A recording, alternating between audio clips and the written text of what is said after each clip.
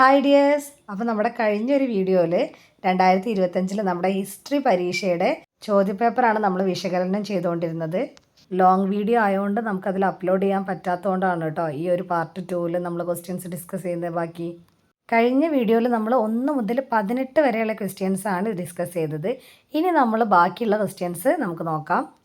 Question paper കുറച്ചൊരു clarity കുറവാണ്, അപ്പോൾ നോക്കാൻ എന്തെങ്കിലും ബുദ്ധിമുട്ടുള്ളവരുണ്ടെങ്കിൽ വോയിസ് കേട്ടാൽ മതി. അടുത്തത് 19 മുതൽ 24 വരെയുള്ള ചോദ്യങ്ങളിൽ ഏതെങ്കിലും 4 എണ്ണത്തിന് ഉത്തരം എഴുതുക. 4 സ്കോർ വീതം. അപ്പോൾ ഏതെങ്കിലും 4 എണ്ണം എഴുതിയാൽ മതിയേ. നമുക്കെല്ലാം നോക്കാം. ആദ്യത്തത് 19ാമത്തെ ക്വസ്റ്റ്യൻ ആണ്. അൽബറൂനിയുടെ കിതാബുൽ ഹിന്ദിൻ്റെ സവിശേഷതകൾ എഴുതുക. അപ്പം അൽബറൂനിയുടെ കിതാബുൽ ഹിന്ദിൻ്റെ സവിശേഷതകൾ എന്ന് പറയുന്നത് ഏത് ചാപ്റ്ററിലാണ്? നമ്മുടെ 4ാമത്തെ ചാപ്റ്റർ ആയിട്ടുള്ള സഞ്ചാരികളുടെ കാഴ്ചകളിലൂടെ എന്ന് പറഞ്ഞിട്ടുള്ള ചാപ്റ്ററാണ്. അപ്പോൾ ഏതൊക്കെയാണ് അതിൻ്റെ സവിശേഷതകൾ നമുക്ക് നോക്കാം. അപ്പോൾ ആദ്യത്തെ ഒരു ആൻസർ ചോദ്യത്തിൽ തന്നെ ഉണ്ട്. കിതാബുൽ ഹിന്ദ് എന്ന് പറയുന്ന ബുക്ക് ആരതാണ്? അൽബറൂനി എഴുതിയിട്ടുള്ളതാണ്. അറബിയിലാണ് ഇത് രചിക്കപ്പെട്ടിട്ടുള്ളത്.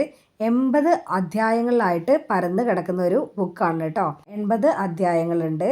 അതുപോലെ തന്നെ ഈ പുസ്തകത്തിൽ പ്രതിപാദിക്കുന്ന കുറച്ച് വിഷയങ്ങളുണ്ട്. അത് ഏതൊക്കെയാണെന്ന് ചോദിച്ചിട്ടുണ്ടെങ്കിൽ മതം, തത്വശാസ്ത്രം, ഉത്സവങ്ങൾ, വാനശാസ്ത്രം, ആൽക്കമി, ആചാരങ്ങൾ, മര്യാദകൾ, സാമൂഹിക ജീവിതം, അളവ്, തൂക്കം, വിഗ്രഹാരാധന, നിയമം, മെട്രോളജി. മെട്രോളജി എന്ന് പറഞ്ഞിട്ടുണ്ടെങ്കിൽ അളവെടുപ്പിനെ കുറിച്ച് പഠിക്കുന്നതാണ്. അളവെടുപ്പ് അല്ലെങ്കിൽ മെഷർമെൻറ്റിനെ കുറിച്ച് പഠിക്കുന്ന ശാസ്ത്രശാഖയാണ് നമ്മൾ എന്ത് പറയുക? മെട്രോളജി എന്ന് പറയുക. അപ്പോൾ ഏതൊക്കെയാണുള്ളത്? മതമുണ്ട്, തത്വശാസ്ത്രം, ഉത്സവങ്ങളെ കുറിച്ചിട്ടുണ്ട്, വാനശാസ്ത്രത്തിനെ കുറിച്ചിട്ടുണ്ട്, അവിടുത്തെ ഒരു സാമൂഹിക ജീവിതത്തിനെ കുറിച്ച് മൊത്തത്തിൽ പറയുന്നുണ്ട്. ഇതാണ് എന്ത്? കിതാബുൽ ഹിന്ദ് എന്ന് പറയണത്. 80 അധ്യായങ്ങളിലായിട്ടാണ് ഇത് കിടക്കുന്നത്. അറബിയിലാണ് ഈ ഒരു പുസ്തകം രചിക്കപ്പെട്ടിട്ടുള്ളത്. ആരാണ് എഴുതിയിട്ടുള്ളത്? അൽബറൂനിയാണ് എഴുതിയിട്ടുള്ളത്. അടുത്തതാണ് 20ാമത്തെ ക്വസ്റ്റ്യൻ ആണ്. മഹാനവമി ദിബ്ബയുടെ സവിശേഷതകൾ വിശകലനം ചെയ്യുക. 6ാമത്തെ ചാപ്റ്റർ ആയിട്ടുള്ള വിജയനഗര സാമ്രാജ്യത്തിലാണ് ഈ ഒരു ആൻസർ വരുന്നത്. മഹാനവമി ദിബ്ബ എന്ന് പറഞ്ഞിട്ടുണ്ടെങ്കിൽ രാജാവിൻ്റെ കൊട്ടാരമാണ് രാജകീയ കേന്ദ്രത്തിലെ ഏറ്റവും വലിയ കെട്ടിട സമുച്ചയം എന്ന് പറയുന്നത്. ഇതിൽ ആകർഷകമായിട്ടുള്ള 2 പ്ലാറ്റ്ഫോമുകളുണ്ട് അല്ലേ? ഏതൊക്കെയാണ്? ഒന്ന് ശ്രോതാക്കളുടെ ഹാൾ എന്ന് പറയുന്നതും രണ്ടാമത്തത് മഹാനവമി ദിബ്ബ. ഈ 2 പേരുകളിലാണ് അറിയപ്പെടുന്നത്. നഗരത്തിലെ തന്നെ ഏറ്റവും ഉയർന്ന ഒരു സ്ഥലത്താണ് ഈ മഹാനവമി ദിബ്ബ എന്ന് പറയുന്നത് സ്ഥിതി ചെയ്യുന്നത്. 11,000 ചതുരശ്ര അടി തറ വിസ്തീർണവും 40 അടി ഉയരവുമുള്ള ഒരു പടുകൂറ്റൻ പ്ലാറ്റ്ഫോമാണ് മഹാനവമി ദിബ്ബ. ഈ പ്ലാറ്റ്ഫോമിൻ്റെ തറയിലുണ്ടല്ലോ പലതരത്തിലുള്ള കൊത്തുപണികളൊക്കെ ചെയ്തു വെച്ചിട്ടുണ്ട്. അതോടൊപ്പം തന്നെ മഹാനവമി പോലെയുള്ള നമ്മുടെ ഉത്സവങ്ങളില്ലേ, ഇതൊക്കെ ഈ മഹാനവമി ദിബ്ബയുമായിട്ട് ബന്ധപ്പെട്ടതാണെന്നാണ് പറയുന്നത്. വിജയനഗര രാജാക്കന്മാരുടെ തന്നെ അധികാരത്തിൻ്റെയും പ്രശസ്തിയുടെയും പ്രകടനങ്ങൾ കൂടിയായിരുന്നു ഈ ഒരു ഉത്സവങ്ങൾ എന്ന് പറയുന്നത്. ഇതാണ് മഹാനവമി ദിബ്ബ. ഇനി അടുത്ത ക്വസ്റ്റ്യൻ നോക്കാം. 21ാമത്തെ ക്വസ്റ്റ്യൻ ആണ്. മുഗളന്മാരുടെ കാർഷിക ജീവിതത്തിൽ സ്ത്രീകൾ വഹിച്ച പങ്ക് വിവരിക്കുക. മധ്യകാലഘട്ടത്തിൽ കാർഷിക രംഗത്തൊക്കെ സ്ത്രീയും പുരുഷനൊക്കെ ഒരുപോലെ പാടത്ത് അധ്വാനിച്ചിട്ടുണ്ടായിരുന്ന ആൾക്കാരാണ് കേട്ടോ. അതായത് ഈക്വലായിരുന്നേ. പുരുഷന്മാർ പാടം ഒരുക്കുക, അതേപോലെ തന്നെ നിലം ഉഴുതു മറിക്കുക, അത്തരത്തിലുള്ള ജോലിയൊക്കെ ചെയ്തപ്പോൾ സ്ത്രീകളാണെങ്കിൽ വിത്ത് വിതയ്ക്കുക, കള പറിക്കുക, അതേപോലെ തന്നെ മെതിക്കുകയും പതിരുകൾ നീക്കം ചെയ്യുകയും ഇത്തരം ജോലികളൊക്കെ സ്ത്രീകളാണ് ചെയ്തിട്ടുണ്ടായിരുന്നത്. അപ്പോൾ തന്നെ നമുക്ക് മനസ്സിലാക്കാം 2 പേരും ഏകദേശം ഈക്വലായിരുന്നു അല്ലേ? ഈ ഗ്രാമങ്ങളിലൊക്കെ അണുകുടുംബങ്ങളും വ്യക്തികളുടെ പാടങ്ങൾ കേന്ദ്രീകരിച്ചിട്ടുള്ള കൃഷിയൊക്കെ ഡെവലപ്പ് ചെയ്തോട് കൂടിയിട്ട് കുടുംബത്തിലെ അംഗങ്ങളെ അടിസ്ഥാനമാക്കിയിട്ടുള്ള കൃഷിയൊക്കെ വികസിക്കാൻ വേണ്ടി തുടങ്ങിയിട്ടുണ്ടായേ. ഇതുമൂലം സ്ത്രീയും പുരുഷനും തമ്മിലുള്ള ലിംഗപരമായിട്ടുള്ള വേർതിരിവ് മധ്യകാലഘട്ടത്തിലെ കാർഷിക സമൂഹത്തിൽ ഉണ്ടായിരുന്നില്ല എന്നാണ് പറയുന്നത് കേട്ടോ. അതേപോലെ തന്നെ നൂൽപ്പ്, മൺപാത്രങ്ങളുടെ നിർമ്മാണത്തിനായിട്ടുള്ള കളിമണ്ണ് കുഴയ്ക്കൽ, എംബ്രോയ്ഡറി, ഇത്തരത്തിലുള്ള കൈത്തൊഴിലുകളൊക്കെ സ്ത്രീകളെ ആശ്രയിച്ചിട്ടായിരുന്നു പുരോഗമിച്ചിട്ടുണ്ടായിരുന്നത്. അപ്പം തന്നെ നമുക്ക് സ്ത്രീകളുടെ ഒരു ഇമ്പോർട്ടൻസ് മനസ്സിലാവൂലേ? അതുപോലെ തന്നെ ഉൽപ്പന്നങ്ങളുടെ വാണിജ്യവൽക്കരണത്തോട് കൂടിയിട്ട് സ്ത്രീ തൊഴിലാളികൾക്കായിട്ടുള്ള ആവശ്യം കൂടി വന്നിട്ടുണ്ടായി. കർഷകരും കൈത്തൊഴിലുകാരുമായിട്ടുള്ള സ്ത്രീകൾ അവരുടെ തൊഴിൽദായകരുണ്ടല്ലോ, അവർക്ക് തൊഴിൽ കൊടുക്കുന്ന ആൾക്കാർ, അവരുടെ വീടുകളിലും കമ്പോളങ്ങളിലും ആവശ്യമുണ്ടെങ്കിൽ പണിക്ക് പോയിട്ടുണ്ടായിരുന്നു. ഇതാണ് മുഗളന്മാരുടെ കാർഷിക ജീവിതത്തിൽ സ്ത്രീകൾ വഹിച്ചിട്ടുള്ള പങ്ക് എന്ന് പറയുന്നത്. ഇവിടെ നല്ല മഴയുണ്ട്, അപ്പോൾ മഴയുടെ ശബ്ദം കേൾക്കുമ്പോൾ ഒരു ഡിസ്റ്റർബൻസ് ഒക്കെ ഉണ്ടായിരിക്കും, നിങ്ങളത് ഇഗ്നോർ ചെയ്യുക. ഇനി നമുക്ക് 22ാമത്തെ നോക്കാം അല്ലേ. 1857 കലാപ സമയത്ത് നിലനിന്നിരുന്ന അഭ്യൂഹങ്ങളും പ്രവചനങ്ങളും ചൂണ്ടിക്കാണിക്കുക. ഇതൊക്കെ വളരെ സിമ്പിളായിട്ടുണ്ടായിരുന്ന ഒരു ക്വസ്റ്റ്യൻ ആയിരുന്നു അല്ലേ. 1857 വിപ്ലവം എന്ന് പറയുന്നത് ബ്രിട്ടീഷ് ആധിപത്യത്തിനെതിരെ ഇന്ത്യയിൽ വളർന്നു വന്നിട്ടുള്ള ചെറുത്തുനിൽപ്പുകളിൽ ഏറ്റവും ഇമ്പോർട്ടൻ്റ് ആയിട്ടുള്ള ഒന്നാണ് അല്ലേ. അതിന് പലതരത്തിലുള്ള കാരണങ്ങളുണ്ടായിരുന്നു, സാമ്പത്തികമായിട്ടും രാഷ്ട്രീയമായിട്ടും പെട്ടെന്നുണ്ടായ കാരണങ്ങൾ, അങ്ങനെ ഒരുപാട് കാരണങ്ങളുണ്ട്. അപ്പോൾ നമ്മൾ അതുമായിട്ട് ചുറ്റിപ്പറ്റിയിട്ട് അഭ്യൂഹങ്ങളും പ്രവചനങ്ങളും ഉണ്ടായിരുന്നു. അതെന്തൊക്കെയാണെന്ന് വെച്ചിട്ടുണ്ടെങ്കിൽ 1857 കലാപത്തിൻ്റെ വളർച്ചയെ തന്നെ സഹായിച്ചിട്ടുള്ള പ്രധാനപ്പെട്ട 2 സംഭവങ്ങളുണ്ട്. അതാണ് ഈ അഭ്യൂഹങ്ങളും പ്രവചനങ്ങളും എന്ന് പറയുന്നത്. ഒന്നാമത് പറയുകയാണെങ്കിൽ, ആനപ്പുറത്ത് കയറി ഒരു ഫക്കീർ മീററ്റിൽ പലപ്പോഴായി പ്രത്യക്ഷപ്പെട്ടിരുന്നു എന്നും ഇത് കലാപകാരികൾക്ക് ആവേശം നൽകുന്നതിന് ഏറെ സഹായിച്ചിരുന്നു എന്നും പറഞ്ഞിട്ടുണ്ട്. അതൊരെണ്ണം. പിന്നെ ഇമ്പോർട്ടൻ്റ് ആയിട്ടുള്ള ഒരെണ്ണമാണ് കലാപത്തിന് തുടക്കം കുറിച്ചിട്ടുള്ള സൈനികർക്ക് നൽകിയിട്ടുള്ള പുതിയ ഇനം എൻഫീൽഡ് തോക്കുകളുണ്ടായിരുന്നു. അതിനുമായി ബന്ധപ്പെട്ടതാണ്. ഈ തോക്കുകളിൽ ഉപയോഗിക്കുന്നത് കൊഴുപ്പ് പുരട്ടിയിട്ടുള്ള തിരകളാണെന്ന് പറഞ്ഞു, അതായത് വെടിയുണ്ടകൾ. ഇത് ഇംഗ്ലണ്ടിൽ നിന്നും ഇറക്കുമതി ചെയ്തിട്ടുണ്ടായിരുന്നേ. ഈ തിരകളിലാണെങ്കിൽ പന്നിയുടെയും പശുവിൻ്റെ ഒക്കെ കൊഴുപ്പ് പുരട്ടിയിട്ടുണ്ടായിരുന്നു എന്നുള്ളൊരു വാർത്ത വളരെ പെട്ടെന്ന് തന്നെ അവിടെ മൊത്തം പടർന്നു പിടിച്ച്. അപ്പോൾ ഈ പന്നിയുടെ കൊഴുപ്പ് മുസ്ലിങ്ങൾക്കും പശുവിൻ്റെ കൊഴുപ്പ് ഹിന്ദുക്കൾക്കും ഹറാമായിരുന്നു, അല്ലെങ്കിൽ നിഷിദ്ധമായിരുന്നു. അങ്ങനെയായിരുന്നു അന്നത്തെ കാലഘട്ടങ്ങളിൽ കണക്കാക്കിയിട്ടുണ്ടായിരുന്നത്. അപ്പോൾ ഹിന്ദുക്കളുടെയും മുസ്ലിങ്ങളുടെയും മതവിശ്വാസം തകർക്കുന്നതിന് വേണ്ടിയിട്ടുള്ള ഒരു ശ്രമമാണ് ഇതെന്നാണ് അവരന്ന് പറഞ്ഞിട്ടുണ്ടായിരുന്നത്. അതാണ് വേറെ രണ്ടാമത്തെ ഒരു അഭ്യൂഹം എന്ന് പറയുന്നത്. ഇനി മൂന്നാമത്തെ പറയുകയാണെങ്കിൽ ആട്ടയുമായി ബന്ധപ്പെട്ടിട്ടാണ്. അതായത് ഈ മിലിറ്ററി കണ്ടോൺമെൻറ്റിലില്ലേ, അതായത് അവർ നിൽക്കുന്ന ആ ഒരു ഏരിയാസിൽ വിതരണം ചെയ്തിട്ടുണ്ടായിരുന്ന ധാന്യപ്പൊടിയിൽ പശുവിൻ്റെയും പന്നിയുടെയും എല്ലുപൊടി കലർത്തിയിട്ടുണ്ട് എന്നുള്ള ഒരു അഭ്യൂഹം. ഇതുമൂലം ശിപ്പായിമാർ ആട്ട തൊടാൻ പോലും സമ്മതിച്ചിട്ടുണ്ടായിരുന്നില്ല. ഇതുകൂടാതെ ഇന്ത്യക്കാരെ ക്രിസ്ത്യാനികളാക്കുന്നതിന് ബ്രിട്ടീഷുകാർ ശ്രമിക്കുകയാണെന്ന വാർത്തയും പ്രചരിച്ചിട്ടുണ്ടായി. ഇത് മറ്റൊരു അഭ്യൂഹമായിരുന്നേ. അഭ്യൂഹങ്ങൾ പോലെ തന്നെ ചില പ്രവചനങ്ങളും കലാപത്തിലേക്ക് നയിച്ചിട്ടുണ്ടായി. പ്ലാസി യുദ്ധം കഴിഞ്ഞ് 100-ാം വർഷം ആകുമ്പോഴേക്കും ബ്രിട്ടീഷ് ഭരണം ഇന്ത്യയിൽ അവസാനിക്കുമെന്നതായിരുന്നു അതിൽ പ്രധാനം. അപ്പോൾ ഇതാണ് പ്രവചനങ്ങളും അഭ്യൂഹങ്ങളും എന്ന് പറയുന്നത് 1857 കലാപവുമായി ബന്ധപ്പെട്ടിട്ടുള്ളത്. ഇനി 23ാമത്തെ ക്വസ്റ്റ്യൻ നോക്കാം. സംഘം കൃതികളിൽ സൂചിപ്പിക്കുന്ന തിണകളുടെ സവിശേഷതകൾ വിവരിക്കുക. ഇത് 13ാമത്തെ ചാപ്റ്റർ ആയിട്ടുള്ള കേരളം പ്രാചീന കാലം മുതൽ ആധുനിക കാലം വരെ എന്നുള്ളതിലെ ഏറ്റവും ഇമ്പോർട്ടൻ്റ് ആയിട്ടുള്ളൊരു ഭാഗം തന്നെയായിരുന്നു. 168ാമത്തെ പേജിൽ ഒരു ടേബിളൊക്കെ കൊടുത്തിട്ടാണ് ഇതിൻ്റെ ആൻസർ അവിടെ കൊടുത്തിട്ടുള്ളത്. അന്നത്തെ കാലഘട്ടത്തിലെ ജനങ്ങൾ വ്യത്യസ്ത ഉപജീവന മാർഗം സ്വീകരിച്ചിട്ടാണ് സംഘം കൃതികളിൽ ഉണ്ടായിരുന്നത്. അതായത് നമുക്ക് മനസ്സിലാക്കാൻ പറ്റുന്നത് 5 തിണകളാണ് ടോട്ടലായിട്ടുണ്ടായിരുന്നത്: കുറിഞ്ചി, മുല്ലൈ, പാലൈ, മരുതം, നെയ്തൽ. ഇനി ഇതിൻ്റെ ഒരു ടേബിൾ ഞാൻ കാണിച്ചു തരാം, അപ്പോൾ നിങ്ങൾക്ക് കുറച്ചും കൂടി വ്യക്തമായിരിക്കും. സ്ക്രീനിൽ ഞാൻ ടേബിൾ കൊടുത്തിട്ടുണ്ട്. കുറിഞ്ചി എന്ന് പറയുന്നത് പ്രദേശം എവിടെയാണെന്ന് നോക്കാം. പർവ്വത പ്രദേശത്താണ്. അവരുടെ മെയിനായിട്ടുള്ള തൊഴിലെന്താണ്? വേട്ടയാടലും ഭക്ഷ്യശേഖരണവും. ഇനി അടുത്തതാണ് മുല്ലൈ. അവർ വനപ്രദേശത്താണ്, കാലുമേക്കലാണ് അവരുടെ ജോലി. മൂന്നാമത്തതാണ് പാലൈ. വരണ്ട പ്രദേശമാണ്, കവർച്ചയായിരുന്നു അവരുടെ തൊഴിലെന്ന് പറയുന്നത്. നാലാമതാണ് മരുതം. നദീതടത്താണ് അവരുടെ പ്രദേശം, അവരുടെ തൊഴിലെന്താണ്? കൃഷിയായിരുന്നു. പിന്നെയാണ് 5ാമത്തെ തിണ, ഏതാണ്? നെയ്തൽ. അവർ താമസിച്ചിരുന്ന പ്രദേശം തീരപ്രദേശത്താണ്, അതുകൊണ്ട് തന്നെ ജോലി എന്തായിരുന്നു? ഉപ്പ് കുറുക്കലും മീൻപിടുത്തവും. ഇതാണ് 5 തിണകൾ കേട്ടോ. ഇനി അടുത്ത ക്വസ്റ്റ്യൻ നോക്കാം.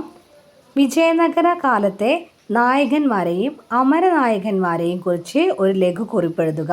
നായകന്മാരെന്ന് പറയുന്നത് വിജയനഗര ഭരണത്തിൽ ഏറ്റവും വലിയ അധികാരങ്ങൾ കൈയാളിയിരുന്ന ആൾക്കാരായിരുന്നേ. ഭരണത്തിൽ അവരുടെ പ്രാധാന്യം എന്ന് പറഞ്ഞിട്ടുണ്ടെങ്കിൽ സൈനിക മേധാവികളാണ്. കോട്ടകൾ നിയന്ത്രിച്ചിട്ടുണ്ടായിരുന്നു. ആയുധധാരികളായിട്ടുള്ള അനുയായികളുടെ പിന്തുണ ലഭിച്ചിട്ടുണ്ടായിരുന്നു. ഒരു പ്രദേശത്ത് നിന്ന് മറ്റൊരു പ്രദേശത്ത് മാറി താമസിച്ച ആൾക്കാരാണ്. കർഷകർ ഇവരെ അനുഗമിച്ചിട്ടുണ്ടായി. വിജയനഗര രാജാക്കന്മാരെ അംഗീകരിച്ചിട്ടുണ്ടായിരുന്നു ഇവരൊക്കെ. തെലുങ്കോ കന്നഡയോ ആയിരുന്നു ഇവർ സംസാരിച്ചിട്ടുണ്ടായിരുന്നത്, ഇവരുടെ ലാംഗ്വേജ് എന്ന് പറയുന്നത്. ഇനി അമരനായകന്മാരെന്ന് പറഞ്ഞിട്ടുണ്ടെങ്കിൽ സൈനിക മേധാവികളായിരുന്നേ. വിജയനഗര രാജാക്കന്മാർ അവർക്ക് ഭരിക്കുന്നതിന് വേണ്ടിയിട്ട് ചില പ്രദേശങ്ങൾ കൊടുത്തിട്ടുണ്ടായിരുന്നു. ഈ പ്രദേശങ്ങളെ അമരം എന്നുള്ള പേരിലാണ് അറിയപ്പെട്ടിട്ടുണ്ടായിരുന്നത്. അമരത്തിൻ്റെ ഭരണം നിർവഹിച്ചിട്ടുണ്ടായിരുന്നത് നായകന്മാരായിരുന്നു കേട്ടോ. അതുകൊണ്ടാണ് അവരെ അമരനായകന്മാർ എന്നുള്ള പേരിൽ വിളിച്ചിട്ടുണ്ടായിരുന്നത്. അവർക്ക് അനുവദിച്ച് കിട്ടിയിട്ടുള്ള പ്രദേശത്തുള്ള കൃഷിക്കാർ, കച്ചവടക്കാർ, കൈവേലക്കാർ ഇവരിൽ നിന്നൊക്കെ കരം പിരിക്കാനുള്ള അവകാശം ഈ അമരനായകന്മാർക്കുണ്ടായിരുന്നേ. നികുതിയുടെ ഒരു ഭാഗം അവർ സ്വന്തം ആവശ്യങ്ങൾക്ക് വേണ്ടിയിട്ട് ഉപയോഗിച്ചിട്ടുണ്ടായി. അമരനായകന്മാർ രാജാക്കന്മാർക്ക് സൈനിക സഹായവും നൽകിയിട്ടുണ്ടായിരുന്നേ. ഇവർക്ക് സ്വന്തമായിട്ട് സൈന്യവും ഉണ്ടായിരുന്നു. അപ്പോൾ ഇതാണ് അമരനായകന്മാരെ കുറിച്ചിട്ടും നായകന്മാരെ കുറിച്ചിട്ടുള്ള ഒരു കുറിപ്പ്. ഇനി നമ്മൾ 25 മുതൽ 27 വരെയുള്ള ചോദ്യങ്ങൾ നോക്കാം. അതിലേതെങ്കിലും 2 എഴുതിയാൽ മതി. എത്രയാണ് മാർക്ക്? 5 മാർക്കിൻ്റെയാണ്.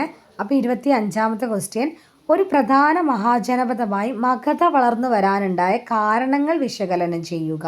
ഇതിൻ്റെയൊക്കെ ചാപ്റ്റർ വൈസ് വീഡിയോസ് ഞാനിതിന് മുന്നേ പോസ്റ്റ് ചെയ്തിട്ടുണ്ടായിരുന്നു. കണ്ടവർക്ക് എന്തായാലും അതിൻ്റെ ആൻസർ ചെയ്യാൻ പറ്റിയിട്ടുണ്ടായിരിക്കും. കാരണം ഇതൊക്കെ വളരെ ഇമ്പോർട്ടൻ്റ് ആയിട്ടുള്ള ഭാഗമാണെന്നൊക്കെ അതിൽ പറഞ്ഞിട്ടുണ്ടായിരുന്നു. അപ്പോൾ നമുക്ക് ആൻസറിലേക്ക് വരാം. നമ്മൾ പറഞ്ഞിട്ടുണ്ടായി BC 6-ാം നൂറ്റാണ്ടിലെ രാഷ്ട്രത്തിൻ്റെ ആദ്യ രൂപങ്ങളായിരുന്ന മഹാജനപദങ്ങൾ ഉയർന്നു വന്നിട്ടുണ്ടായി.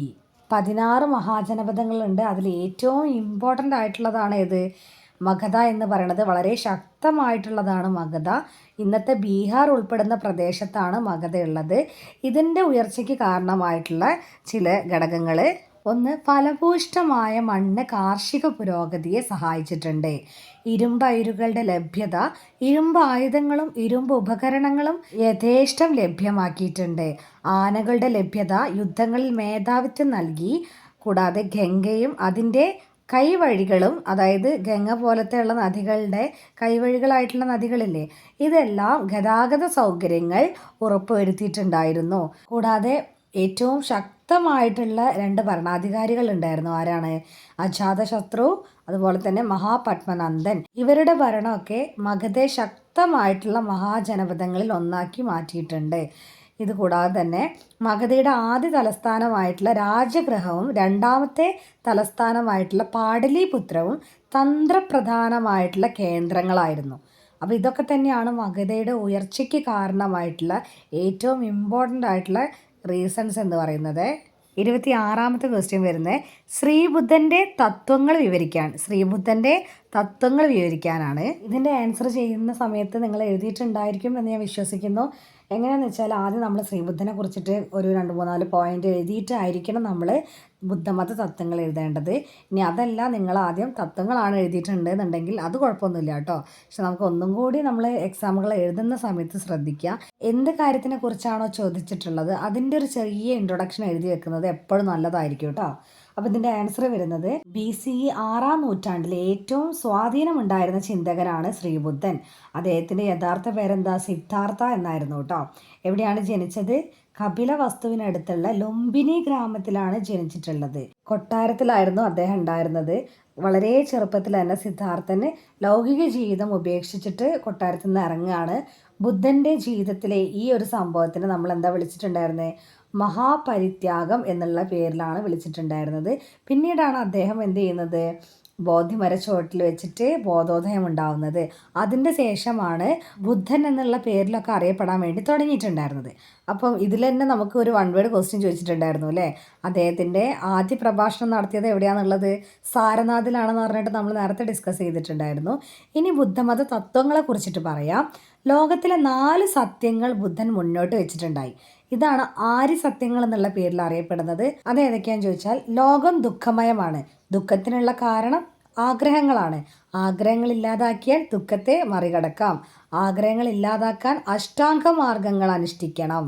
ഇതാണ് ഏറ്റവും ഇമ്പോർട്ടൻ്റ് ആയിട്ടുള്ള തത്വങ്ങൾ എന്ന് പറയുന്നത്. ഇതിൽ അഷ്ടാംഗ മാർഗങ്ങൾ എന്ന് പറഞ്ഞിട്ടില്ലേ, അതെന്താണെന്ന് ചോദിച്ചാൽ ശരിയായ വാക്ക്, ശരിയായ ജീവിതം, ശരിയായ ഓർമ്മ, ശരിയായ തീരുമാനം, ശരിയായ പ്രവൃത്തി, ശരിയായ പരിശ്രമം, ശരിയായ വീക്ഷണം, ശരിയായ ധ്യാനം. ഇതൊക്കെയാണ് അഷ്ടാംഗ മാർഗങ്ങൾ എന്നുള്ളത്. ഇതാണ് ഏറ്റവും ഇമ്പോർട്ടൻ്റ് ആയിട്ടുള്ള ബുദ്ധമത തത്വങ്ങൾ എന്ന് പറയുന്നത്. ഇനിയാണ് 27ാമത്തെ ക്വസ്റ്റ്യൻ. ഗുരുനാനാക്കിനെ കുറിച്ച് ഒരു ലഘുകുറിപ്പ് തയ്യാറാക്കുക. ഡയറക്റ്റ് ക്വസ്റ്റ്യൻ ആണ്. ഭക്തി പ്രസ്ഥാനത്തിലെ ഏറ്റവും ഇമ്പോർട്ടൻ്റ് ആയിട്ടുള്ള ഒരാളാണ് ഗുരുനാനാക്ക് എന്ന് പറയുന്നത്. പഞ്ചാബിലാണ് അദ്ദേഹം ജനിച്ചിട്ടുള്ളത്. ഗുരുനാനാക്കിൻ്റെ സന്ദേശം അദ്ദേഹത്തിൻ്റെ കീർത്തനങ്ങളിൽ, സിദ്ധാന്തങ്ങളിലൊക്കെ ആവിഷ്കരിക്കുന്നുണ്ട് കേട്ടോ. തൻ്റെ ചുറ്റും കണ്ട മോശമായ മതാചാരങ്ങളെയും അന്ധവിശ്വാസങ്ങളെയും അദ്ദേഹം ശക്തമായിട്ട് എതിർത്തിട്ടുണ്ടായിരുന്നു. യാഗങ്ങൾ, ആചാരപരമായിട്ടുള്ള സ്നാനങ്ങൾ, വിഗ്രഹാരാധന, കഠിന നിഷ്ഠകൾ ഇതിനൊക്കെ അദ്ദേഹം നിരാകരിച്ചു. ജാതി വ്യവസ്ഥയെ എതിർത്ത അദ്ദേഹം ഏകദൈവാരാധനയ്ക്ക് ഊന്നൽ നൽകി. ജാതി വ്യവസ്ഥയെ എതിർത്തിട്ടുണ്ടായിരുന്നു, ഏകദൈവാരാധനയും ഊന്നൽ നൽകിയിട്ടുണ്ടായി. അദ്ദേഹത്തിൻ്റെ അഭിപ്രായത്തിലുണ്ടല്ലോ, പരമാത്മാവിന് അഥവാ റബ്ബിന് രൂപമോ ലിംഗഭേദമോ ഒന്നും ഉണ്ടായിരുന്നില്ല. ദൈവിക നാമം നിരന്തരമായ ആവർത്തിക്കലാണ് ദൈവവുമായിട്ട് ബന്ധപ്പെടാൻ അദ്ദേഹം നിർദ്ദേശിച്ചിട്ടുള്ള ഒരു മാർഗം എന്ന് പറയുന്നത്. പഞ്ചാബി ഭാഷയിൽ എഴുതിയിട്ടുണ്ടായിരുന്ന ഷാബാദ് എന്നറിയപ്പെടുന്ന കീർത്തനങ്ങളോടെയാണ് അദ്ദേഹം തൻ്റെ ആശയങ്ങളൊക്കെ പ്രകടിപ്പിച്ചിട്ടുണ്ടായിരുന്നത്. ഗുരുനാനാക്ക് ഉണ്ടല്ലോ, അദ്ദേഹത്തിൻ്റെ അനുയായികളില്ലേ, അത്രയും ആൾക്കാരെ ഒരു സംഘമായിട്ട് സംഘടിപ്പിച്ചിട്ട് സംഘാരാധനയ്ക്കുള്ള നിയമങ്ങളുണ്ടാക്കി. അദ്ദേഹത്തിൻ്റെ ശിഷ്യരിൽ ഒരാളായിട്ടുള്ള അങ്കദിനെ തനിക്ക് ശേഷമുള്ള ഗുരുവായിട്ട് നിയമിക്കുകയും ചെയ്തിട്ടുണ്ടായി. ഒരു പുതിയ മതം ഉണ്ടാക്കണമെന്ന് നാനാക്ക് ആഗ്രഹിച്ചിട്ടൊന്നും ഉണ്ടായിരുന്നില്ല കേട്ടോ. അദ്ദേഹത്തിന് ഒരു പുതിയ മതം വേണമെന്നുള്ള ആഗ്രഹമൊന്നുമില്ല. പക്ഷേ അദ്ദേഹത്തിൻ്റെ മരണശേഷം അനുയായികൾ അവരുടേതായിട്ടുള്ള ചില രീതികളിൽ ആവിഷ്കരിക്കുകയും അതിന് സിഖ് മതം എന്നുള്ള പുതിയൊരു മതത്തിൻ്റെ രൂപീകരണത്തിന് കാരണമാകുകയും ചെയ്തിട്ടുണ്ട്. ഇതാണ് ഗുരുനാനാക്കിൻ്റെ ചെറിയൊരു ലഘുക്കുറിപ്പ് കേട്ടോ. ഇനി നമ്മുടെ മെയിനായിട്ടുള്ള ക്വസ്റ്റ്യനിലേക്ക് വരാം. 28 മുതൽ 30 വരെയുള്ള ചോദ്യങ്ങളിൽ ഏതെങ്കിലും 2 എണ്ണത്തിന് ഉത്തരം എഴുതുക. 8 സ്കോർ ഇതാണ്. 28ാമത്തെ ക്വസ്റ്റ്യൻ, ഹാരപ്പൻ സംസ്കാരത്തിൻ്റെ സവിശേഷതകളെക്കുറിച്ച് ഒരു ഉപന്യാസം എഴുതുക. നമുക്ക് സൂചനകൾ അവിടെ കൊടുത്തിട്ടുണ്ട്. കോട്ടയും കീഴ്പട്ടണവും, അഴുക്കുചാൽ സമ്പ്രദായം, സാമൂഹിക ജീവിതം. ഇതാണ് നമുക്ക് സൂചന തന്നിട്ടുള്ളത്. നമുക്ക് ഇതിലുപരിയായിട്ട് അവിടെ പഠിക്കാനുണ്ടായിരുന്നു. പക്ഷെ നമുക്ക് സൂചനകളുടെ ഒരു അടിസ്ഥാനത്തിൽ ഉത്തരം എഴുതിയാൽ മതി കേട്ടോ. അപ്പോൾ നമുക്കറിയാം, ആദ്യം നമ്മൾ എന്താണ് എഴുതേണ്ടത് ശരിക്കും? ഹാരപ്പൻ സംസ്കാരത്തെക്കുറിച്ചിട്ട് ചെറിയൊരു ഇൻട്രൊഡക്ഷൻ കൊടുക്കണം അല്ലേ? അങ്ങനെ ചെറിയൊരു ഇൻട്രൊഡക്ഷൻ കൊടുത്തു കഴിഞ്ഞതിൻ്റെ ശേഷമാണ് സവിശേഷതകൾ എഴുതേണ്ടത്. ഇനിയിപ്പോൾ ഇൻട്രൊഡക്ഷൻ കൊടുത്തില്ല എന്ന് വിചാരിച്ചിട്ട് കുഴപ്പമൊന്നുമില്ല കേട്ടോ. ഞാനൊരു ഭംഗിക്ക് അങ്ങനെയൊക്കെ എഴുതണം എന്നുള്ളത് പറഞ്ഞതാണ്. ശരിക്കും നമ്മൾ എക്സാമിൻ്റെ പേപ്പറൊക്കെ നോക്കുന്ന സമയത്ത് നമുക്ക് മാർക്ക് വീഴാൻ പറ്റിയിട്ടുള്ള കുറച്ച് ട്രിക്സ് ഉണ്ട്. അതായത് ടീച്ചേഴ്സ് പേപ്പർ നോക്കുന്ന സമയത്ത് അവർക്ക് ഒരു പേപ്പർ നല്ലതാണെന്ന് കണ്ടിട്ടുണ്ടെങ്കിൽ അവരതിനെ ആ ഒരു വായിക്കുന്ന രീതിയുണ്ട്. അതൊക്കെ നിങ്ങൾക്ക് വേണമെന്നുണ്ടെങ്കിൽ ഞാൻ വേണമെങ്കിൽ ഒരു വീഡിയോ ആയിട്ട് പറഞ്ഞു തരണ്ടേ. നിങ്ങളിനി എന്തെങ്കിലും തുടർന്ന് പഠിക്കുകയാണെന്നുണ്ടെങ്കിലൊക്കെ നിങ്ങൾക്ക് എക്സാമുകൾക്ക് ഉപകാരപ്പെടും. ഇത്തരത്തിലുള്ള വീഡിയോസ് വേണമെന്നുണ്ടെങ്കിൽ നിങ്ങൾ കമൻറ്റ് ബോക്സിൽ പറഞ്ഞാൽ മതി. എന്നെക്കൊണ്ട് പറ്റുന്ന തരത്തിൽ ഞാൻ നിങ്ങൾക്ക് അതൊക്കെ പറഞ്ഞു തരണ്ട്. അതുപോലെ നിങ്ങൾക്ക് ഉപകാരപ്രദമായിട്ടുള്ള വേറെ ഏതെങ്കിലും ക്ലാസ്സുകൾ സ്പെഷ്യലായിട്ട് വേണമെന്നുണ്ടെങ്കിൽ നിങ്ങൾ കമൻറ്റിൽ പറഞ്ഞാൽ മതി. പറ്റുന്നതാണെന്നുണ്ടെങ്കിൽ ഞാൻ മാക്സിമം നിങ്ങൾക്കത് വീഡിയോസായിട്ട് ചെയ്തു തരും. അപ്പം നമുക്ക് 28ാമത്തെ ക്വസ്റ്റ്യനിലേക്ക് പോകാം അല്ലേ? ആ 28ാമത്തെ ക്വസ്റ്റ്യനിൽ നമ്മൾ പറഞ്ഞില്ലേ, ആ ഒരു ഇൻട്രൊഡക്ഷനൊക്കെ എഴുതി കഴിഞ്ഞതിന് ശേഷം ഹാരപ്പൻ സംസ്കാരത്തിൻ്റെ ഏറ്റവും വലിയൊരു പ്രത്യേകത എന്ന് പറയുന്നത് അവിടുത്തെ ഒരു നഗരാസൂത്രണമാണ് കേട്ടോ. അതായത് അവിടുത്തെ നഗരങ്ങളാണ് ഏറ്റവും വലിയൊരു സ്പെഷ്യാലിറ്റി എന്ന് പറയുന്നത്. ഈ നഗരങ്ങൾ നടത്തിയിട്ടുള്ള പഠനങ്ങൾ സൂചിപ്പിക്കുന്നതെന്ന് പറഞ്ഞിട്ടുണ്ടെങ്കിൽ ഹാരപ്പൻ ജനതയുടെ ഒരു ടൗൺ പ്ലാനിംഗ് ആണ്, അല്ലെങ്കിൽ അവരുടെ ഒരു ആസൂത്രണമാണ് അവരുടെ പ്രത്യേകത എന്ന് പറയുന്നത്. അതിൽ ഏറ്റവും പ്രധാനപ്പെട്ട ഒരു നഗരമാണ് മോഹൻജദാരോ. അതിൽ വരുന്ന ഇമ്പോർട്ടൻ്റ് ആയിട്ടുള്ള കാര്യങ്ങളാണ് കേട്ടോ കോട്ടയം, കീഴ്പട്ടണം, അഴുക്കുചാല്, ഈ സംഭവങ്ങളൊക്കെ. ഹാരപ്പൻ സംസ്കാരത്തിൻ്റെ പ്രധാന കേന്ദ്രങ്ങളിൽ ഒന്നായിട്ടുള്ള മോഹൻജദാരോ പാകിസ്ഥാനിലെ സിന്ധ് പ്രവിശ്യയിലാണ് സ്ഥിതി ചെയ്യുന്നത്. ഇവിടെയുള്ള പുരാവസ്തു പഠനങ്ങൾ നടത്തിയിട്ടുള്ള ആളാണ് RD ബാനർജി കേട്ടോ. അപ്പം നമുക്ക് ആദ്യം സൂചനകളിൽ കൊടുത്തിട്ടുള്ള കോട്ടയെ കുറിച്ചിട്ടൊക്കെ നോക്കാം. അപ്പം ഈ നഗര കേന്ദ്രങ്ങൾ, മോഹൻജദാരോയിലുള്ള നഗര കേന്ദ്രങ്ങളില്ലേ, അത് രണ്ടായിട്ടാണ് എന്ത് ചെയ്തിട്ടുള്ളത്, ഭാഗം ഉൾക്കൊള്ളുന്നത്. ഒന്നാണ് കോട്ട, 2 കീഴ്പട്ടണം. കോട്ടേൻ്റെ പ്രത്യേകത എന്ന് പറയുന്നത് നഗരത്തിൻ്റെ പടിഞ്ഞാറ് ഭാഗത്തെ ഉയർന്ന സ്ഥലമാണത്. അതുപോലെ തന്നെ ഇഷ്ടികകൾ കൊണ്ടാണ് ഉയർന്ന വേദി നിർമ്മിച്ചിട്ടുള്ളത്. നമുക്കറിയാം ഒട്ടുമിക്ക എല്ലാ ബിൽഡിങ്സും ചെയ്തിട്ടുള്ളത് എന്തിലാണ്? ഇഷ്ടിക കൊണ്ടാണ് കേട്ടോ. അപ്പോൾ കോട്ടയ്ക്ക് ചുറ്റും മതിലുകളൊക്കെ നിർമ്മിച്ചിട്ടുണ്ടായിരുന്നു. ഇവിടെ ധാരാളം കെട്ടിടങ്ങളും ഉണ്ട്, ധാന്യ സംഭരണശാലകളുണ്ട്, വലിയ കുളിപ്പുര ഉണ്ടായിരുന്നു, ഗ്രേറ്റ് ബാത്ത്. ഇതൊക്കെയാണ് കോട്ടയിൽ ഉൾപ്പെടുന്ന പ്രധാനപ്പെട്ടത്. ഇനിയാണ് കീഴ്പട്ടണം. അവിടെ കോട്ടയ്ക്ക് താഴെയാണ് കീഴ്പട്ടണം. ജനങ്ങളൊക്കെ അവിടെയാണ് താമസിച്ചിട്ടുണ്ടായിരുന്നത്. ഇഷ്ടിക കൊണ്ട് നിർമ്മിച്ചിട്ടുള്ള ധാരാളം കെട്ടിടങ്ങൾ അവിടെയുണ്ട്. ഇഷ്ടികകളെല്ലാം ഒരേ വലുപ്പത്തിലുള്ളതായിരുന്നു കേട്ടോ. ഇനി നമുക്ക് അഴുക്കുചാൽ സമ്പ്രദായം പറയാം. അതിനു മുന്നേ തന്നെ അവിടുത്തെ ധാന്യപുര എന്ന് പറയുന്നതും വളരെ ഇമ്പോർട്ടൻ്റ് ആയിട്ടുള്ള ഒന്നായിരുന്നു. വലിയ കുളവും അതുപോലെ തന്നെ ഉള്ളതാണ്. പിന്നെ നമുക്ക് സൂചനകളിൽ കൊടുത്തത് അഴുക്കുചാൽ സമ്പ്രദായം ആയതുകൊണ്ട് നമ്മൾ വീഡിയോ വേഗം നമുക്ക് അധികം ലെങ്ത് ആവരുത് എന്നുള്ളതുകൊണ്ടാണ് വേഗം പറഞ്ഞു പോകുന്നത്. അപ്പോൾ അഴുക്കുചാൽ സമ്പ്രദായം എന്ന് പറയുന്നത് അവിടുത്തെ ഒരു ശുചിത്വ ബോധത്തിൻ്റെ തെളിവായിട്ടാണ് അതിനെ കണക്കാക്കുന്നത്. ഇത് ഇഷ്ടികകൾ കൊണ്ട് നിർമ്മിച്ചിട്ടുള്ളതും മുകൾ ഭാഗം മൂടിയതുമായിരുന്നു. വീടുകളിലെ മലിനജലം തെരുവുകളിലേക്ക് അഴുക്കുചാലുകളിലൂടെയാണ് ഒഴുകി പോയിട്ടുണ്ടായിരുന്നത്. പിന്നെ നമുക്ക് വീടുകളെ കുറിച്ചിട്ടൊക്കെ അതിൽ ഉൾപ്പെടുത്താവുന്നതാണ്. ഇനിയാണ് സാമൂഹിക ജീവിതം എന്താന്ന് നോക്കാം. വിവിധ പുരാവസ്തു കേന്ദ്രങ്ങളിലൊക്കെ പുരാവസ്തു ഗവേഷകർ നടത്തിയിട്ടുള്ള പഠനങ്ങൾ അവിടുത്തെ സാമൂഹിക ജീവിതം നമുക്ക് മനസ്സിലാക്കി തരുന്നുണ്ട്. സാമൂഹിക ജീവിതം സംബന്ധിച്ചിട്ടുള്ള സൂചനകൾ നമുക്ക് കിട്ടുന്നത് ഏതിൽ കൂടെ എന്ന് ചോദിച്ചിട്ടുണ്ടെങ്കിൽ ശവസംസ്കാര രീതികളെ കുറിച്ചിട്ടുള്ള പഠനം, അവർ ഉപയോഗിച്ചിട്ടുള്ള ആഡംബര വസ്തുക്കളെ കുറിച്ചിട്ടുള്ള പഠനം, വീടുകളുടെ ഘടന സംബന്ധിച്ചിട്ടുള്ള പഠനം, ഇതിലൂടെയാണ് നമുക്ക് കിട്ടുന്നത്. ശവക്കല്ലറകളൊക്കെ പല രീതിയിലുള്ളതാണ് കേട്ടോ. ചിലപ്പോൾ ഈ മൃതശരീരത്തിന്റെ കൂടെ തന്നെ ജീവികളുടെ പുറന്തോട് കൊണ്ടുള്ള ആഭരണങ്ങൾ, ജപമാലകൾ ഇതൊക്കെ കണ്ടെത്തിയിട്ടുണ്ട്. ഇവയ്ക്ക് പുറമെ മൺപാത്രങ്ങളും ചെമ്പ് നിർമ്മിതമായിട്ടുള്ള കണ്ണാടികളൊക്കെ കിട്ടിയിട്ടുണ്ട്. ശവശരീരത്തിൻ്റെ കൂടെ കിട്ടിയിട്ടുള്ള സാധാരണ വസ്തുക്കളും വിലപിടിപ്പുള്ള വസ്തുക്കളും സാമൂഹ്യ സാമ്പത്തിക വ്യത്യാസമാണ് നമുക്ക് കാണിച്ചു തരുന്നത്. ഇനി ഈ ഹാരപ്പൻ കേന്ദ്രങ്ങളിൽ നിന്ന് ലഭിച്ചിട്ടുള്ള വസ്തുക്കളെ ഈ പണ്ഡിതന്മാർ രണ്ടായിട്ടാണ് തരംതിരിക്കുന്നത്. അതിലൂടെ അവിടുത്തെ എങ്ങനെയായിരുന്നു ഒരു സാമൂഹ്യ ജീവിതം ഉണ്ടായിരുന്നത് നമുക്ക് മനസ്സിലാക്കാൻ പറ്റും. ആദ്യത്തേതാണ് നിത്യോപയോഗ വസ്തുക്കളും 2 ആഡംബര വസ്തുക്കളും. മൺപാത്രങ്ങൾ, ധാന്യങ്ങൾ പൊടിക്കുന്ന കല്ലുകൾ, സൂചികൾ, ഇതൊക്കെ ആദ്യത്തെ ഗണത്തിലാണ് പെടുന്നത്. പ്രാദേശികമായിട്ട് ലഭ്യമല്ലാത്ത വസ്തുക്കൾ ഉപയോഗിച്ചിട്ട് നിർമ്മിക്കുന്ന ഉപകരണങ്ങളും പിന്നെ അതേപോലെ തന്നെ സാങ്കേതിക വിദ്യ ഉപയോഗിച്ചിട്ട് നിർമ്മിക്കപ്പെട്ടതൊക്കെ ആഡംബര വസ്തുക്കളുടെ ഗണത്തിലാണ് പെടുന്നത്. അപ്പോൾ ഇത്തരം വസ്തുക്കളൊക്കെ ഹാരപ്പ, മോഹൻജദാരോ തുടങ്ങിയ പ്രധാന കേന്ദ്രങ്ങളിൽ നിന്നാണ് നമുക്ക് ലഭിച്ചിട്ടുള്ളൂ. ആഡംബര വസ്തുക്കൾ ഉപയോഗിച്ചത് സമ്പന്ന വിഭാഗത്തിലുള്ള ആൾക്കാരായിരിക്കും. അപ്പോൾ ഇതെന്നൊക്കെ നമുക്ക് എന്താ മനസ്സിലാവുന്നത്? അവിടുത്തെ ഒരു സാമൂഹിക ജീവിതമാണ്. അവിടുത്തെ ആൾക്കാർ ഇത്തരത്തിലുള്ള ആൾക്കാരാണ് ജീവിച്ചിരുന്നത്, അവരെന്തൊക്കെയാണ് ഉപയോഗിച്ചിരുന്നത്, ഈ കാര്യങ്ങളൊക്കെ നമുക്കതിലൂടെ മനസ്സിലാക്കാൻ പറ്റും. ഇത് മാത്രമല്ലാണ്ട് കരകൗശല വസ്തുക്കളുടെ നിർമ്മാണങ്ങളും കേന്ദ്രങ്ങളൊക്കെ പറയുന്നുണ്ട് കേട്ടോ. അപ്പോൾ ഇത് എല്ലാം നമുക്ക് ഡിസ്കസ് ചെയ്ത് പോകാനുള്ളൊരു സമയമില്ല. അപ്പം ഇത്രയും കാര്യങ്ങളും പിന്നെ അതിൻ്റെ കൂടെ തന്നെ അവിടെ എന്തൊക്കെ സാധനങ്ങൾ അവർ ഉപയോഗിച്ചതിൻ്റെ തെളിവുകൾ കിട്ടിയിട്ടുണ്ട്, ഇതൊക്കെ പറയുമ്പോൾ തന്നെ കച്ചവടം കാര്യങ്ങൾ നടന്നിട്ടുണ്ടായിരുന്നു എന്നുള്ളത് നമുക്ക് മനസ്സിലാക്കാൻ വേണ്ടി പറ്റും. അവിടുത്തെ പ്രധാനപ്പെട്ട മുദ്രകൾ, ലിപികൾ, ഇതൊക്കെ നമുക്ക് വേണമെങ്കിൽ ആഡ് ചെയ്യാവുന്നതാണ്. അപ്പോൾ ഇതാണിത് ഡീറ്റെയിൽ ആയിട്ട് എഴുതിയതാണ് നമ്മളെ 28ാമത്തെ ക്വസ്റ്റ്യൻ എന്നുള്ളത്. ഇനി 29ാമത്തെ ക്വസ്റ്റ്യൻ 1857 കലാപത്തിൻ്റെ കാരണങ്ങളും അതേപോലെ തന്നെ അതിൻ്റെ ഫലങ്ങളൊക്കെ വിശകലനം ചെയ്യാനാണ് ചോദിച്ചിട്ടുള്ളത്. ഇതും നമ്മൾ ഡിസ്കസ് ചെയ്ത ഇമ്പോർട്ടൻ്റ് ആയിട്ടുള്ള ക്വസ്റ്റ്യനിലുള്ളതാണ്. ഇതൊരു ചാപ്റ്റർ തന്നെ ഈ ഒരു ക്വസ്റ്റ്യൻ ആണ്. അപ്പോൾ ഇത് എഴുതുന്ന സമയത്ത് 1857 കലാപം ഉണ്ടാവാനുള്ള ഒരു ബാക്ക്ഗ്രൗണ്ട് ഉണ്ടല്ലോ, ആ കാര്യങ്ങൾ എഴുതണം. പിന്നെ ബ്രിട്ടീഷുകാർ ഇതിനെ ശിപ്പായി ലഹള എന്നുള്ള പേരിലൊക്കെ വിളിച്ചിട്ടുണ്ട്. ശിപ്പായി ലഹള എന്ന് വിളിക്കാനുള്ള കാരണം തന്നെ ഒരു കൂട്ടം ശിപ്പായിമാർ നേതൃത്വം കൊടുത്തത് കൊണ്ടാണ് ഇത്തരത്തിൽ വിളിക്കാനുണ്ടായിരുന്ന കാരണം എന്ന് പറയുന്നത്. ഇത് കൂടാതെ ഇന്ത്യയുടെ 1ാം സ്വാതന്ത്ര്യ സമരം എന്നുള്ള പേരും ഈ 1857 കലാപത്തിനെ പറയുന്നുണ്ട്. പല റീസണുണ്ട്. ആ റീസണുകളൊക്കെ നമുക്ക് വെറുതെ മെൻഷൻ ചെയ്തു പോവാം. ഒന്നെന്ന് പറയണത് 1857 കലാപത്തിന് തുടക്കമായതെന്ന് പറയണത് മംഗൽ പാണ്ഡെ സംഭവമാണ് അല്ലേ. ബ്രിട്ടീഷ് സൈന്യത്തിൽപ്പെട്ട ഇന്ത്യക്കാർ ശിപ്പായിമാരെ എന്നാണ് അറിയപ്പെട്ടിട്ടുണ്ടായിരുന്നത്. അപ്പം ഈ ഒരു ബ്രിട്ടീഷുകാരുടെ ശിപ്പായിമാരോടുള്ള പൊതുവിലുള്ള ഒരു പെരുമാറ്റം എന്ന് പറയുന്നത് വളരെ വിവേചനത്തോട് കൂടിയിട്ടായിരുന്നു. മംഗൽ പാണ്ഡെ എന്ന സൈനികൻ തൻ്റെ മേലുദ്യോഗസ്ഥനായിട്ടുള്ള ബ്രിട്ടീഷുകാരനെ വെടിവെച്ച് പരിക്കേൽപ്പിക്കുകയാണ്. ഇതിനെ തുടർന്നിട്ടുള്ള പ്രശ്നങ്ങളില്ലേ, അതാണ് ആദ്യത്തെ പെട്ടെന്ന് പൊട്ടിപ്പുറപ്പെടാനുണ്ടായ കാരണം എന്ന് പറയുന്നത്. പിന്നെ ഇതിൽ ഏതൊക്കെ സ്ഥലങ്ങളിലാണ് നടന്നിട്ടുള്ളത്, ആ സ്ഥലങ്ങളിലുണ്ടായിരുന്ന നേതാക്കൾ ആരൊക്കെയാണ്, ഇതൊക്കെ അതിൽ എഴുതാൻ പറ്റുന്നതാണ്.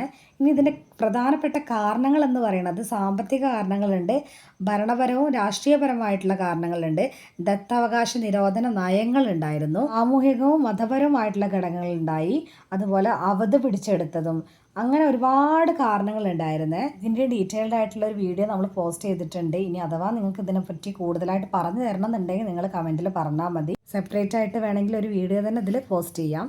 പിന്നീട് ബ്രിട്ടീഷുകാർ എന്ത് ചെയ്യാണ്, ഈ ഒരു കലാപം അടിച്ചമർത്താണ് ചെയ്തിട്ടുണ്ടായിരുന്നത്. കുറേ കാലമൊക്കെ പൊരുതി നിന്നു, പക്ഷേ എന്ത് ചെയ്യാൻ പറ്റിയില്ല, പിടിച്ചു നിൽക്കാൻ പറ്റിയിട്ടുണ്ടായിരുന്നില്ല. ഇതിൻ്റെ ഫലങ്ങൾ എന്താണെന്ന് ചോദിച്ചിട്ടുണ്ടെങ്കിൽ ഇന്ത്യയിൽ മുഗൾ ഭരണത്തിന് അന്ത്യം കുറിച്ചിട്ടുണ്ടായി. ഈസ്റ്റ് ഇന്ത്യ കമ്പനിയുടെ ഭരണം അവസാനിക്കുകയും ഇന്ത്യ നേരിട്ട് ബ്രിട്ടീഷ് ഭരണത്തിൻ്റെ കീഴിലാവുകയും ചെയ്തു. കലാപശേഷം സാമൂഹിക പരിഷ്കരണങ്ങളോട് മുഖം തിരിക്കുകയാണ് ചെയ്തിട്ടുണ്ടായിരുന്നത്.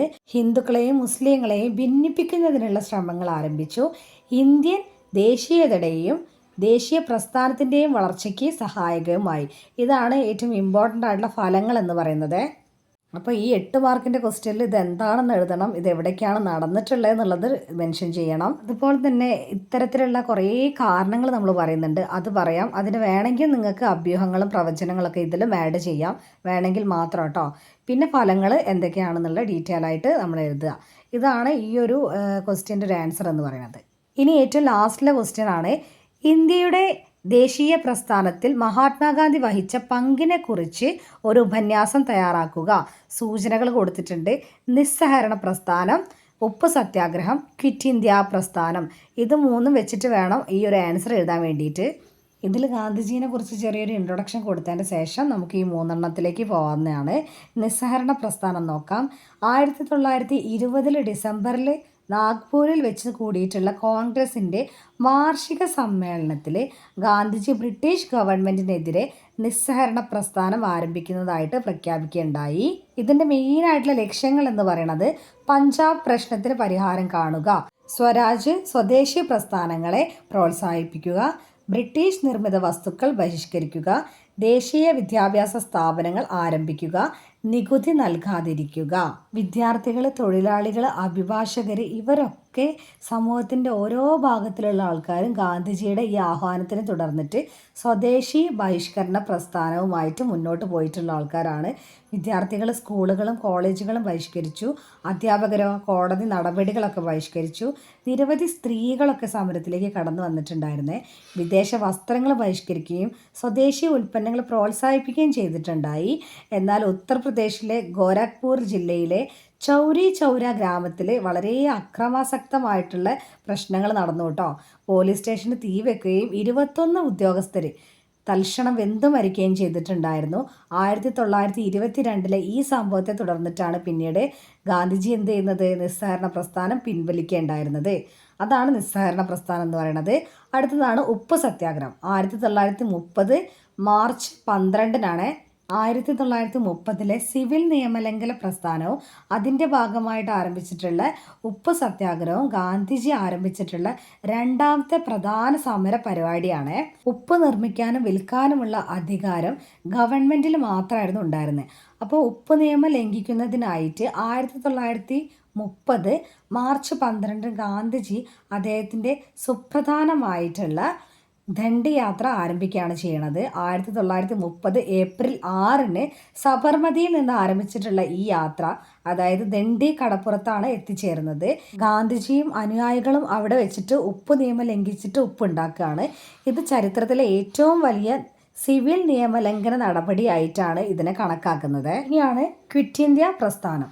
ബ്രിട്ടീഷ് ഭരണത്തിനെതിരെ ഗാന്ധിജി നയിച്ചിട്ടുള്ള മൂന്നാമത്തെ പ്രക്ഷോഭമാണ് 1942 ഓഗസ്റ്റ് 8 ബോംബെയിൽ വെച്ച് കൂടിയിട്ടുള്ള കോൺഗ്രസ് വാർഷിക സമ്മേളനം ബ്രിട്ടീഷുകാരോട് ഉടൻ ഇന്ത്യ വിട്ടുപോകാൻ ആഹ്വാനം ചെയ്യുന്ന ക്വിറ്റ് ഇന്ത്യ പ്രമേയം പാസ്സാക്കുകയാണ്. പ്രവർത്തിക്കുക അല്ലെങ്കിൽ മരിക്കുക, ഡു ഓർ ഡൈ എന്നുള്ള മുദ്രാവാക്യം ഗാന്ധിജി മുന്നോട്ട് വെച്ചിട്ടുണ്ടായിരുന്നത് ഈ ഒരു സന്ദർഭത്തിലാണ്. പ്രക്ഷോഭം ആരംഭിക്കുന്നതിന് മുമ്പ് തന്നെ ഗാന്ധിജി ഉൾപ്പെടെയുള്ള ഒരുപാട് നേതാക്കളെ അറസ്റ്റ് ചെയ്യുകയാണ് ഗവൺമെൻറ്. ഇതിനെ തുടർന്നിട്ട് ജനങ്ങൾ സ്വയം നേതൃത്വം ഏറ്റെടുത്തിട്ട് വലിയൊരു അക്രമാസക്തമായിട്ടുള്ള ഒരു കലാപം തന്നെ സൃഷ്ടിക്കുകയാണ്. എന്നാൽ ഗവൺമെൻറ് ഈ സമരത്തെ അടിച്ചമർത്തുകയാണ് ഉണ്ടായത്. ക്വിറ്റ് ഇന്ത്യ പ്രസ്ഥാനം ഒരു ബഹുജന പ്രസ്ഥാനമായിരുന്നു. സാധാരണക്കാരായിട്ടുള്ള ആയിരക്കണക്കിന് ജനങ്ങളാണ് ഈ സമരത്തിൽ ഉണ്ടായിരുന്നത് കേട്ടോ. ദേശീയ ബോധത്തിൻ്റെ ആഴം ജനങ്ങളിലേക്ക് എത്തിക്കാൻ ഈ ക്വിറ്റ് ഇന്ത്യ സമരം വലിയൊരു പങ്ക് വഹിച്ചിട്ടുണ്ടായിരുന്നു. ഇന്ത്യൻ സ്വാതന്ത്ര്യ സമര പ്രസ്ഥാനത്തിലേക്ക് പുറം ലോകത്തിൻ്റെ ശ്രദ്ധ തിരിക്കാൻ ക്വിറ്റ് ഇന്ത്യ സമരത്തിന് വളരെയധികം സഹായിച്ചിട്ടുണ്ട്. ഇതാണ് നമ്മുടെ 30ാമത്തെ ആൻസർ എന്ന് പറയുന്നത്. അപ്പോൾ ഇത്രയാണ് നമ്മുടെ 2025 +2 ഹിസ്റ്ററിയുടെ ക്വസ്റ്റ്യൻ പേപ്പറിൻ്റെ ഡിസ്കഷൻ എന്ന് പറയുന്നത്. നിങ്ങൾ എക്സാമൊക്കെ നന്നായിട്ട് എഴുതിയെന്ന് ഞാൻ വിചാരിക്കുന്നു. ഇനി അഥവാ ഇത്രയും കൂടുതൽ ഡീറ്റെയിൽ ആയിട്ട് ആർക്കും എഴുതാൻ പറ്റിയിട്ടില്ല എന്നൊക്കെ നിങ്ങൾ ചിന്തിക്കുകയാണെന്നുണ്ടെങ്കിൽ അങ്ങനെ ഒന്നും ടെൻഷൻ ആവേണ്ട ആവശ്യമൊന്നുമില്ല. എന്തായാലും എല്ലാവർക്കും അത്യാവശ്യം മാർക്കുകൾ ഉണ്ടായിരിക്കും കേട്ടോ. കാരണം നമ്മൾ ക്വസ്റ്റ്യൻ പേപ്പർ ഡിസ്കസ് ചെയ്യുന്നത് അത്യാവശ്യം നിങ്ങൾക്ക് ഇതാണ് കാര്യങ്ങൾ എന്നുള്ളത് ഒന്നുകൂടി മനസ്സിലാക്കി തരാൻ വേണ്ടിയിട്ടാണ്. പക്ഷെ നിങ്ങൾ ആരും ഇത് കണ്ടതിൻ്റെ ശേഷം അയ്യോ ഞാനത് എഴുതിയില്ലല്ലോ, അയ്യോ ഞാനിത് വിട്ടുപോയല്ലോ, അയ്യോ ഇതിൻ്റെ ഉത്തരം ഞാൻ എഴുതി തെറ്റിപ്പോയല്ലോ, അങ്ങനെ ഒന്നും ചിന്തിക്കരുത്. നമ്മുടെ കഴിഞ്ഞ എക്സാം കഴിഞ്ഞതാണ്, നമുക്കത് മാറ്റി എഴുതാൻ പറ്റുമോ? ഒരിക്കലുമില്ല. അപ്പോൾ അതുകൊണ്ട് അതിലുള്ള കാര്യങ്ങൾ നിങ്ങൾ ടെൻഷൻ ആവാതെ എന്ത് ചെയ്യുക, മുന്നോട്ട് പോവുക. പിന്നെ എൻ്റെ ഏറ്റവും പ്രിയപ്പെട്ട നിങ്ങളോട് ഞാൻ പറയുകയാണ്, എപ്പോഴും പറയുന്നൊരു കാര്യമാണ്, നിങ്ങൾ ഈ പഠനം പാതി വഴിക്ക് അല്ലെങ്കിൽ ഇവിടെ നിർത്തി പോവാതെ ഇനിയും ഒരുപാട് പഠിക്കാനുണ്ട് എന്നുള്ളത് മനസ്സിലാക്കിയിട്ട് നിങ്ങൾ ഇനിയും പഠിക്കണം. അതാണ് എനിക്ക് കിട്ടുന്ന ഏറ്റവും വലിയൊരു സന്തോഷം എന്ന് പറയുന്നത്. ആ കാര്യങ്ങൾ ഞാൻ അറിയുമ്പം എനിക്കൊരുപാട് സന്തോഷമായിരിക്കും. സത്യം പറഞ്ഞാൽ ഒരുപാട് പേര് നമ്മുടെ ക്ലാസ്സുകൾ കാണുമ്പം അല്ലെങ്കിൽ ഇത്രയും പേര് പഠിക്കുന്നുണ്ട് എന്ന് അറിയുമ്പോൾ അത് വളരെ വലിയൊരു കാര്യമാണ് കേട്ടോ. കാരണം നമുക്ക് സമയമില്ലാത്തൊരു സമയത്ത് നമ്മൾ പഠനത്തിന് വേണ്ടിയിട്ടാണ് മാറ്റി വെക്കുന്നത്.